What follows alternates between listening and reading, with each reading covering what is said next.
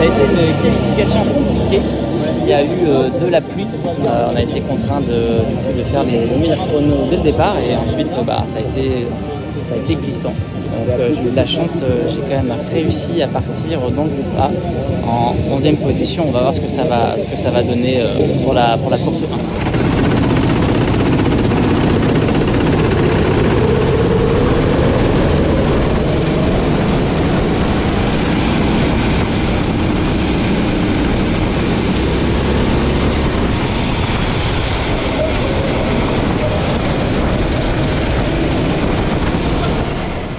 Bon, donc j'ai pris un plutôt bon départ là, j'ai gagné 3 places, je suis 8ème. Le kart est pas trop mal, il glisse un tout petit peu de l'arrière mais c'est peut-être aussi dû à la piste. Et je sais que devant il y a des pilotes un tout petit peu moins rapides donc je sais que je vais pouvoir remonter.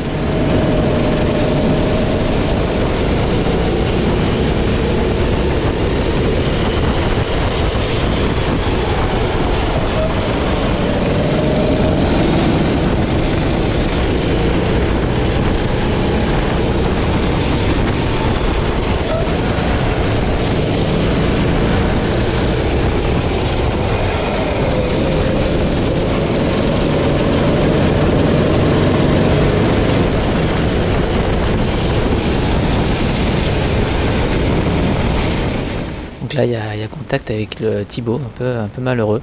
C'était pas forcément volontaire et on verra dans la deuxième manche quand Loen aura ce kart qui se fait aussi surprendre par cette espèce de grosse glisse de l'arrière droit lorsqu'on touche les freins. Donc c'est un peu involontaire de ma part parce que souvent le freinage à l'intérieur est plutôt propre, mais là c'est vrai qu'on voit tout de suite que je perds le contrôle au moment où je touche les freins.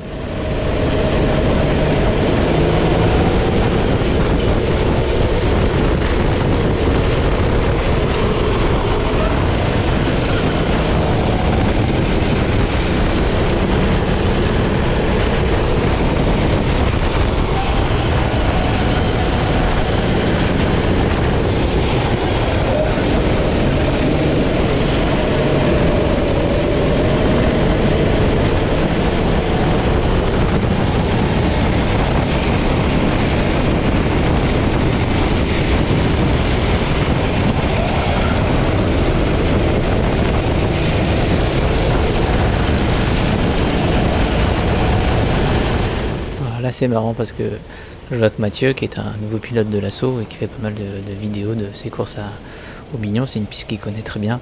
Je le vois tourner un peu la tête dans tous les sens pour pas se faire doubler, donc je me dis que ça va être intéressant.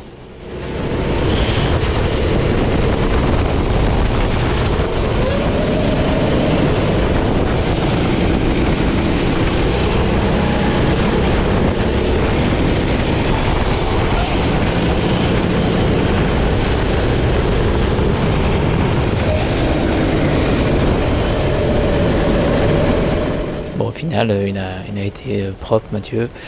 Il n'a pas insisté sur l'intérieur. En tout cas, on s'est laissé assez de place. Et donc ça, c'est plus une bonne chose. Et donc, voilà, je suis 5ème. Mais voilà, vu le niveau, impossible de remonter plus sur les pilotes devant, sauf éventuellement erreur.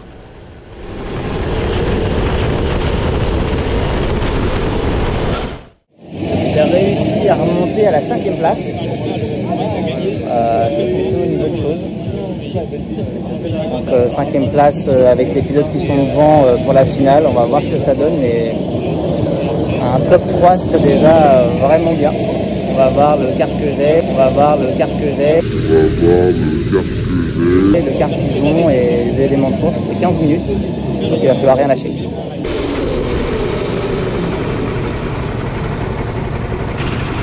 Il est bizarre le 12.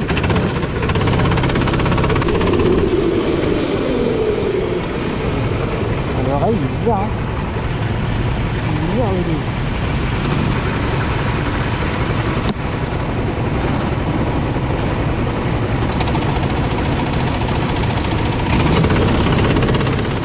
Et puis on voit dès le départ que j'ai du mal.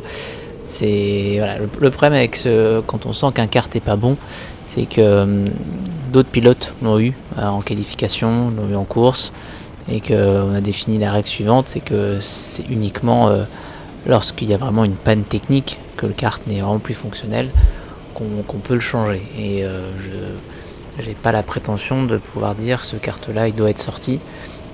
Surtout juste dans la phase finale, je ne sais pas encore exactement quelles sont ses caractéristiques. Je vois très bien qu'au moment où là je vais appuyer à fond sur les gaz, et ben voilà, les mecs vont s'échapper devant.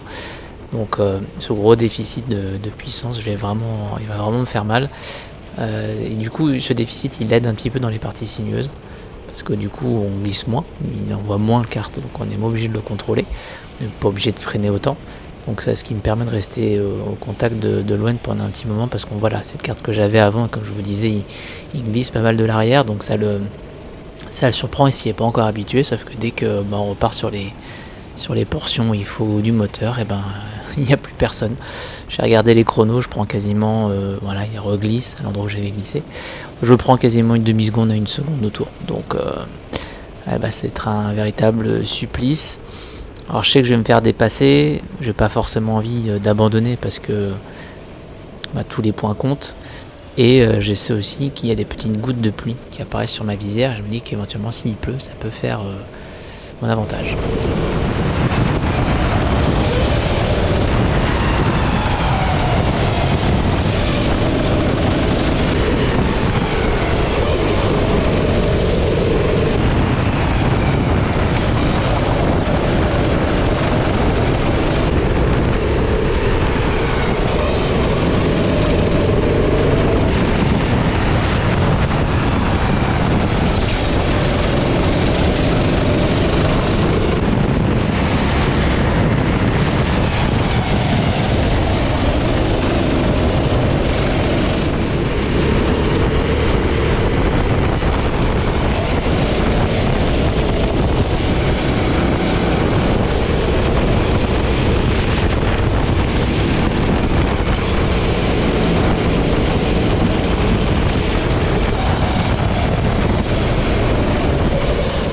Dernière tentative pour essayer d'avoir Mathieu, j'ai Nicolas derrière moi qui à ce moment-là me touche à l'arrière pour me pousser un petit peu pour combler mon déficit moteur, mais voilà, Mathieu ferme la porte et je suis un peu obligé de freiner, ce qui oblige aussi Nicolas à pas mal freiner.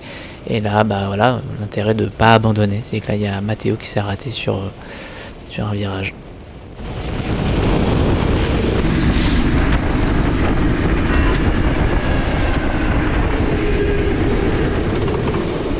Donc au final je suis un petit peu dépité parce que j'avais vraiment moyen de faire mieux, ou en tout cas de rester dans le top 5. Le double, il y a un vrai problème. La ligne droite ? Il est pourri. D'accord. Cette année on a un petit peu changé l'attribution des points, donc avec ces deux courses ça me place 8ème, et pour les résultats complets c'est sur le site internet de l'assaut.